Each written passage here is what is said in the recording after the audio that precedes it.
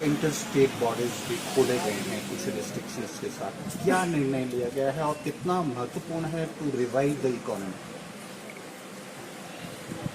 एक तो ministry of home affairs की ओर से जो गाइडलाइंस आई है उसने बड़ा स्पष्ट कर दिया सभी स्टेट के लिए कि अब आने जाने पर कोई रिस्ट्रिक्शंस नहीं होनी चाहिए। हमने टेकअप किया है मिनिस्ट्री ऑफ होम अफेयर्स के साथ कि अभी जो मामले इतनी तेजी से बढ़ रहे हैं ऐसी सूरत में हमको कठिनाई है। हमने कहा कि हम और चीज़ों को नहीं करेंगे लेकिन रजिस्ट्रेशन जरूर करेंगे ताकि हम उनका रिकॉर्ड मेंटेन कर सकें, कौन आया, कब आया, कहाँ जा रहा है, ताकि कहीं अगर कोई आदमी बाहर से आने के बाद पॉजिटिव आ जाता है कोविड टेस्ट में, और उस सूरत में एक चीज़ उसमें जरूर करनी पड़ेगी हमको, वो ये करनी पड़ेगी तो उनका कॉन्टैक्ट ट्रेसिंग जो होती है वो हमारे लिए बहुत कठिन काम होता है, जटिल काम होता है। ऐसी सूरत में हम इस बात को सुनिश्चित किए हैं कि भाई आने जाने के लिए रजिस्ट्रेशन बहुत जरूरी है ताकि कॉन्टैक्ट ट्रेसिंग की अगर ज़रूरत पड़ी हमको तो उसको हम आसानी से कर सकें।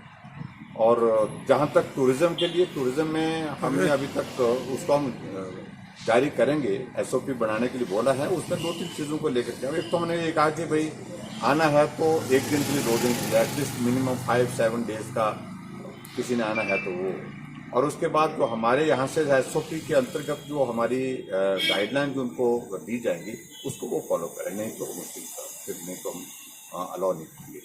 और तीसरे हमारा उसमें यही है कि एक हमने उसमें कंडीशन लगाई है, उस पर सोच रहे हैं पहले कि भाई कोविड टेस्ट होना चाहिए। कुछ लोगों का कहना है कि कोविड टेस्ट होना चाहिए, लेकिन वो व्यवहारिक बहुत ज़्यादा नहीं लग रहा है। इस सूरत में एसओपी बढ़ाने के लिए हमने दूसरी जो एडजॉइनिंग स्टेट ने किस प्रकार से, कैसे गोवा ने किया, कैसे केरला ने किया, कैसे उत्तराखंड ने किया, जो उनका भी हम थोड़ा स्टडी कर रहे हैं। तो एसओपी के साथ हम जो इसको शुरू करने की कोशिश करें ताकि थोड़ा इकोनॉमिक एक्टिविटीज हमारी जो है हर सेक्टर में शुरू हो जाए। टूरिज्म ऐसा सेक्टर है जहाँ बिल्कुल शटडाउन है, बिल्कुल सारी एक्टिविटीज हमारी स्टैंड स्टिल है, क्योंकि वो सबसे ज़्यादा प्रभावित हुआ। और ऐसी सूरत में हम ये कोशिश कर रहे हैं कि धीरे धीरे उसमें आगे बढ़ें।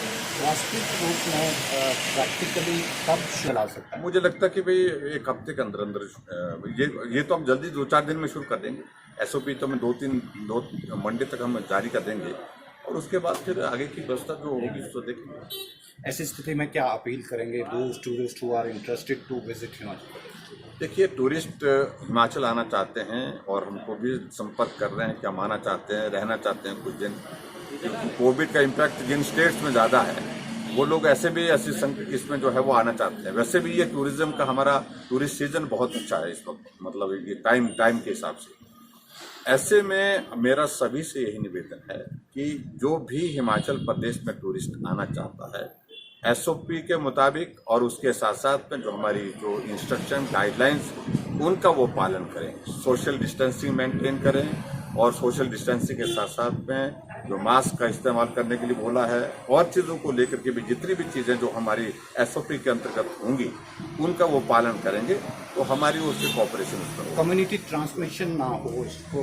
हाँ, कम्युनिटी ट्रांसमिशन अभी तक हिमाचल प्रदेश में नहीं हुआ है। बहुत आइसोलेटेड केस हैं, बहुत कम मामले हैं जहाँ कोई आदमी गया और उसके कांटेक्ट में कोई आदमी आकर के, ज़्यादातर केसेस हमारे बाहर से दूसरी स्टेट से आए। लगभग 90 केस हिमाचल के अंदर के हैं, और इसके अलावा जितने भी जो 1000 से ऊपर हमारे केसेस हो गए उसमें जो है सारे के सारे केसेस जो बाहर से दूसरी स्टेट से आए हैं, जो डिस्ट्रिक्ट के बॉर्डर पर या स्टेट के बॉर्डर पर जिनके टेस्ट हुए, क्वारंटीन किए गए थे, उसमें वो पॉजिटिव आए, ज़्यादा नंबर उनका है।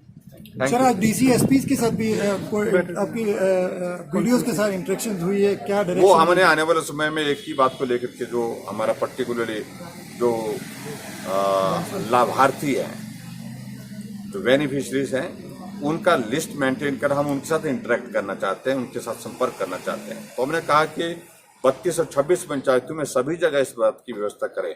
उस पंचायत में आयुष्मान भारत का और आयुष्मान भारत के साथ हिम केयर का कोई अगर बेनिफिशरी है, हम उनके साथ बात करना चाहते हैं, उनके साथ संवाद करना चाहते हैं। और उसी तरह से उज्ज्वला योजना, गृहिणी सुविधा योजना के हैं, उनको भी उनके साथ भी संवाद करना चाहते हैं। BOCW के अंतर्गत हमने 1,37,000 लोगों को, जो मजदूरों को मदद की है, उनमें 2-2 हज़ार रुपये 2 बार उनके खाते में डाले हैं, उनके साथ करना चाहते हैं। आशा वर्कर्स है जिनको इंसेंटिव के रूप में 1-1 हज़ार रुपये हमने 3 महीने का दिया, 2,000 रुपये हमको 2-2 हज़ार रुपये अब 2 महीने के लिए और देंगे, उनके साथ इंटरेक्ट करना चाहते हैं। तो ऐसा नीचे। और दूसरा, इनॉग्रेशन और फाउंडेशन स्टोन, बहुत सारे जो है विधानसभा क्षेत्र में जो चुने हुए प्रतिनिधि बार बार हमको आग्रह कर रहे हैं कि हम उसमें उद्घाटन और शिलान्यास करना है, क्योंकि हम डिले हो रहे हैं। कोई काम शुरू करना है, डिले होने की वजह से उसको एग्जीक्यूट करने में बहुत ज्यादा कठिनाई आ रही है। ऐसे में तो ऐसे में हमने तय किया ऑनलाइन करेंगे, और ऑनलाइन जो करेंगे उसमें भी हम उस कॉन्स्टिट्यूंसी में लोगों के साथ इंटरेक्ट कैसे कर सके, वो सारी चीज, उन तमाम चीजों पर बातचीत हुई। सर, अनस्पेंड मनी 12,000 करोड़ से ज्यादा का अनस्पेंड मनी है, उसको लेके डायरेक्शन भी दी थी, डायरेक्शन सबको दे दी गई। अनस्पेंड मनी जहां भी पड़ा है, जिस रूप में पड़ा है, उसका काम शुरू किया जाए, और ताकि डेवलपमेंट की एक्टिविटीज हमारी प्रभावित ना हो। Thank you. धार्मिक स्थल भी,